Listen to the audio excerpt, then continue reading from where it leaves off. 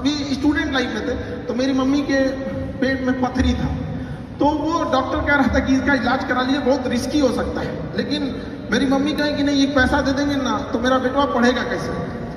उस पथरी का पत्थर लेके मेरी मम्मी ने मेरा फीस भरा।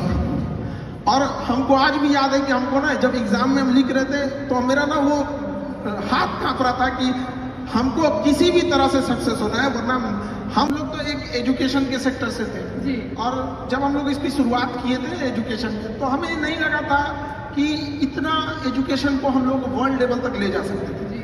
कहीं ना कहीं हमें भी इस चीज का दुख लगता था कि हमारी जो भारत का कल्चर था, हमारी जो संस्कृति थी, हमें विश्व गुरु कहा जाता था। दुनिया से लोग हमारे यहाँ पढ़ने आया करते थे, आज भारत से लोग जा रहे हैं। एक हमारा सपना है, पता नहीं कब ये पूरा होगा, कि बाहर से भी लोग यहाँ पढ़ने आएंगे और हम इस जन्म में इस सपने को पूरा होते देख कर ही जाएंगे। क्या बात है। लेकिन कुछ ना बहुत ही पिक्यूलर चीजें होती हैं जो कि टीचर्स करते हैं, जो एक क्लासरूम में होती है। जैसे कि आज की तारीख में अलाउड नहीं है, लेकिन हमारे ज़माने में तो चौक सीधा आगे से फेंक करके जहाँ पर हम बैठे हैं वहाँ पर निशानेबाजी लगाई जाती थी, या फिर get out of the class हो जाता था, या फिर नील डाउन होता था, या फिर मुर्गा बनाया जाता था, या फिर ये तब होती है जब क्लास बोरिंग हो जाती है तब। हाँ। तो हम लोग की पूरी कोशिश रहती है कि क्लास में कभी बोरिंग फील ना हो। तो हम अपने टीचर्स के ग्रुप में भी एक बात ये बोलते हैं कि फिजिक्स का सबसे उटपटांग चीज होता है क्वांटम फिजिक्स। हम कहते हैं कि जो कभी पढ़ाई नहीं किया है, एक मजदूर भी अगर थक के आ रहा है, उसको भी आप इतने बेहतरीन ढंग से पढ़ाएं कि वो भी बोर ना हो, उसको भी समझ में आ जाए। तो इसके लिए आपको मेहनत करना पड़ेगा। और हम टीचर्स को भी यही कहते हैं कि जिस तरह से एक फिल्म डायरेक्टर मेहनत करता है 2 घंटे की फिल्म के लिए 2 साल, आप भी 1 घंटे के क्लास के लिए 5 घंटे मेहनत कीजिए, कोई लड़का नहीं सोएगा। और हम तो लड़कों को भी यही कहते हैं कि हम पढ़ाते हैं, तुम्हारे में दम है तो भूल के दिखाओ।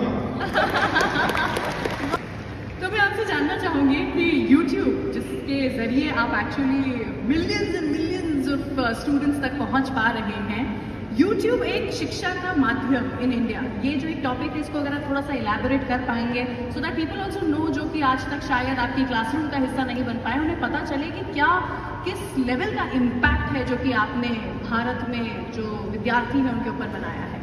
YouTube एक शिक्षा का माध्यम। देखिए, पहले एजुकेशन, अभी क्या हो गया, एजुकेशन एडटेक हो चुका है। Edtech in the sense education के साथ साथ आपको टेक्नोलॉजी को भी लाना पड़ेगा। अब शुरुआत में हम लोग भी इसको एडॉप्ट नहीं कर पाए थे। 2019 के टाइम पे जब हमें कहा गया कि अब थोड़ा सा ऑनलाइन बताया जाए, तो चूंकि हमारे पास पटना में हम एक सेंट्रिक थे, वहाँ पे सबसे बड़ा क्लासरूम था, तो हमें लगता था कि लड़कों को हम यही पढ़ा रहे हैं। लेकिन उस समय जिन लड़कों को जगह नहीं मिलती थी तो कुछ खड़े रहते थे, जिन्हें नहीं मिल पाती थी वो घर लौटते थे। बाद में जब कोरोना आया तो मजबूरी में हमको आना पड़ा यहाँ पर, और कोई रास्ता ही नहीं बचा वहाँ पर। तो हम तो जैसे पहले पढ़ाते थे वैसे अभी भी पढ़ाते हैं, लेकिन पहले क्या था, एक क्लासरूम तक लिमिटेड थे, और अभी क्या है, यूट्यूब के माध्यम से हर जगह कोई भी देख सकता है। तो इससे कई फायदे भी हुए और कई नुकसान, मतलब फायदे ज़्यादा हैं। अब जो पढ़ने वाला है वो डिस्ट्रैक्शन से कैसे बचता है, इससे ज़्यादा फायदा स्टूडेंट्स को है। पहले क्या था, छोटे से क्लासरूम में टीचर्स उतना सिंसियर भी नहीं रहते थे, अरे 100 लड़के बैठे हैं क्या दिक्कत है, अभी पूरी दुनिया देख रही है। और यही नहीं, जिंदगी भर वही रहेगा यहाँ पे, अगर कुछ भी अगर गड़बड़ निकला तो फिर तो पूरी व्यवस्था कर देगा।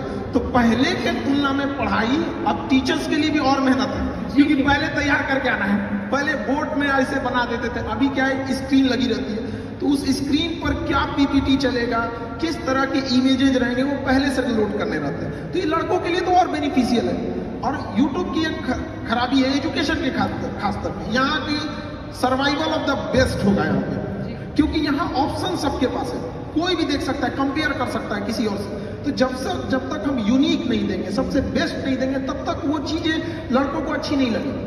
और हमारी भी कोशिश यही रहती है कि कोई भी टॉपिक पे अगर कोई क्लास हमारा देख रहा है, जैसे लेट सपोज अभी यूक्रेन और ये रसिया चल रहा है यहाँ पे, तो हमारी कोशिश ये रहती है कि उस क्लास को देखने के बाद उसके पास कोई डाउट ना रहे। इट मीन्स कि उस एक बार लेक्चर देख लिया तो उसका पूरा का पूरा सिस्टम पूरी समझ में आ जाना चाहिए। तो यूट्यूब भी एक अच्छा माध्यम है। इसकी एक और सबसे बड़ी खासियत ये है कि सारे लड़कों को शहर में बड़े सेंटर्स पे पैसे की कमी से नहीं बुला के पढ़ाया जा सकता। आज भी गरीबी की वजह से पढ़ाई छूट रही थी। तो ऑनलाइन में ये हुआ कि एक बार सेटअप कॉस्ट है, उस पर कितने लड़के पढ़ेंगे ये कोई लिमिट नहीं है। तो इससे क्या हुआ ना कि हम क्वालिटी एजुकेशन एकदम सस्ते में पहुंचा सकते हैं। हम 6 महीने का कोर्स 200 रुपये में पूरे गांव तक पहुंचा सकते हैं। और पहले कहा जाता था गवर्नमेंट 100 रुपये देती है तो पब्लिक तक कितना पहुंच पाता है, 15 रुपये की 30 रुपये कितना पहुंच पाता है, लेकिन उतना हम इतना कहते हैं कि हम लोग जितना पढ़ाते हैं उसका 100% गांव के अंतिम छोर तक पहुंचता है, जहां सड़क नहीं पहुंची है वहां भी एजुकेशन एकदम उस क्वालिटी का पहुंच पाता है। ये तो यूट्यूब और ऑनलाइन की फायदा है। मैसेज जो कि आप देना चाहते हैं यहाँ पर आज इस मंच पर लोगों को बताना चाहते हैं, प्लीज बताइए। देखिए, एजुकेशन के सेक्टर में एजुकेशन स्किल, आज के टाइम पे स्किल बहुत ज्यादा जरूरी है, लेकिन हमारा एजुकेशन सिस्टम किस बात पे है? इंफॉर्मेशन लेते रहो, क्या पढ़ रहे हैं? भारत की राजधानी कलकत्ता से उठा के अंग्रेजों ने लेके गए दिल्ली, वो सबको याद है। 1911 में घोषणा किया, 1912 में लेके चला गया। ये नहीं पढ़ा रहा है कि क्यों ले गया। एक राजधानी बनाने के लिए क्या जरूरत होती है, क्या क्लाइमेट होना चाहिए, क्या कनेक्टिविटी होनी चाहिए, तो एक सिस्टम में जो चेंजिंग लाने की जरूरत थी, अब उसको और जरूरत है। तो ऑनलाइन के माध्यम से ये चीजें थोड़ी सी आसान हो जाती है। दूसरा, हमारे यहाँ एजुकेशन पे ज्यादा फोकस किया गया, जबकि आज का जो 5G का जमाना आ गया है, इसमें स्किल्ड की डिमांड है। तो अभी एजुकेशन में 50% इंपॉर्टेंस हमें एजुकेशन और उतना ही इंपॉर्टेंस स्किल पर भी देना चाहिए, ताकि वो अपने पैरों पे जितना जल्दी खड़ा हो सके। हमें एम्प्लॉय जो करेंट एजुकेशन सिस्टम है उसके हिसाब से देखेंगे तो हमें ज़्यादा अच्छे एक एम्प्लॉय मिल पाएंगे, बट एक ब्रॉड लेवल की थिंकिंग वाली डेवलपमेंट करने की अभी भी ज़रूरत है। एजुकेशन में अब जैसे आज़ादी के इतने साल हो गए, लेकिन आज भी हम लोग स्ट्रगल कर रहे हैं कि क्यों नहीं हम डेवलप हो पा रहे हैं। तो इसमें अगर देखेंगे तो एक बहुत बड़ा मिसिंग चीज़ हम लोग छोड़ते हैं, विमेंस को, गर्ल्स एजुकेशन को हम लोग छोड़ रहे हैं, और मेल जो है उन्हें लगता है कि अपने दम पे अकेले ही देश को लेके चले जाएंगे, और आज़ादी से लेके आज तक वो ट्राई कर रहे हैं। जिस दिन ये हमारे देश की विमेंस और मेन एक साथ आ गए ना, उस दिन देश को आगे बढ़ने से कोई नहीं रोक सकता है। और जब तक हम उन्हें छोड़ेंगे, हम तो आज तक भी मेहनत कर रहे हैं। तो अच्छा, गांव के शहरी क्षेत्र में ये चीज़ है कि लोग महिलाओं को पढ़ने के लिए भेज देते हैं, लेकिन गांव में अभी भी ये चीज़ें हैं, वो नहीं भेजना चाहते। हमारे यहाँ शुरुआत में जब गर्ल्स पढ़ने आती थी तो उनके गार्जियन आते थे और ये रिक्वेस्ट करते थे कि सर मतलब घर से बाहर है, कोई दिक्कत तो नहीं होना चाहिए। आज लड़कियों की संख्या क्लास में हम लोग देखते हैं इतनी ट्रेमेंडसली ग्रो की है कि गार्जियन लोगों को भी, कई बार हम लोग के पास गार्जियन आते हैं, उन लोग हमसे कहते हैं कि सर यहाँ पे लड़कियां पढ़ रही हैं, कोई दिक्कत तो नहीं होने वाला है। हम लोग उनके लिए पूरी प्रॉपर व्यवस्था रखते हैं, और कहते भी हैं लड़कियों से कि जो माँ बाप अगर आपको पढ़ने भेजे हैं तो समाज से लड़के भेजे हैं, आपकी जिम्मेदारी ज्यादा बनती है। और अगर आप खाली हाथ गांव लौटिएगा तो आप उन 100 लड़कियों का रास्ता रोक दीजिएगा जिनके माँ बाप पढ़ने के लिए भेजना चाहते थे। इसलिए ज्यादा जिम्मेदारी से पढ़िएगा। और लड़कियों के अंदर ये होता है, वो जॉब के बाद भी वो काफी ईमानदारी से अपने वर्क को करती है। हम जो छोटे से पटना से हम स्टार्ट किए थे, धीरे धीरे जब ग्लोबली हो गया तो हमें अब इंडिया के बाहर भी अपने सेंटर्स डालना है बहुत जल्दी इस चीज को, क्योंकि मेरा सपना है विश्व गुरु भारत को एक जगह जहां ले जाना था। तो कारपोरेट ऑफिस जब हम लोग ने दिल्ली में डाला तो वहाँ 200-250 एम्प्लॉय जब आए तो वहाँ हमको एक चीज फील करने को रहा था कि जहाँ 10 लड़के बैठ जा रहे थे वहाँ कुछ अपनी गपशप भी करने लग रहे थे, कभी डिसिप्लिन की इशू आ रही थी, कभी कोई कैसे आ जा रहा था। तो हम लोग सोचे कि इसको परेशान हो गए थे समझाते समझाते। आप बिलीव नहीं कीजिए, बिना मेहनत वो सॉल्व हो गया एक दिन के अंदर। हम लोग ने 15 के बीच में ना एक गर्ल्स को रख दिया। अब उसके बाद से कोई मेहनत नहीं करना, पूरी डिसिप्लिन है हर 10-15 के बीच में। तो ये तो पावर होता है उनके अंदर, तो उनको अपनी पावर पहचानने की जरूरत होती है।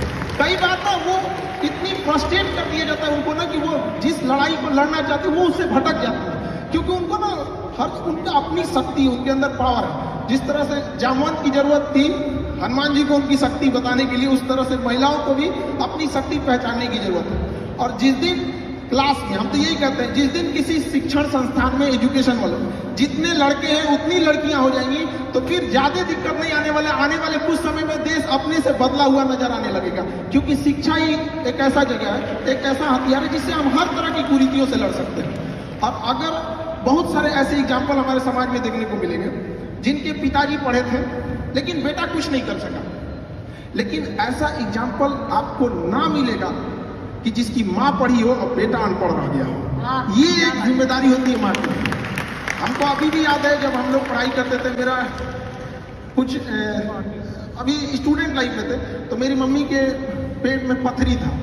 तो वो डॉक्टर कह रहा था कि इसका इलाज करा लीजिए, बहुत रिस्की हो सकता है। लेकिन मेरी मम्मी कहे कि नहीं, ये पैसा दे देंगे ना तो मेरा बेटा पढ़ेगा कैसे। उस पथरी के पत्थर लेके मेरी मम्मी ने मेरा फीस भरा। और हमको आज भी याद है कि हमको ना जब एग्जाम में हम लिख रहे थे तो मेरा ना वो हाथ कांप रहा था कि हमको किसी भी तरह से सक्सेस होना है, वरना हम अपनी माँ के लिए जिम्मेदार हम ही होंगे। तो मेरी मम्मी पढ़ी नहीं, लेकिन हम इतना तो कहते हैं कि अगर माँ पढ़ी नहीं हमको यहाँ पहुँचा दी, अगर पढ़ी रहती तो कहाँ पहुँचा देती। ये एक पावर होता है लीडर का।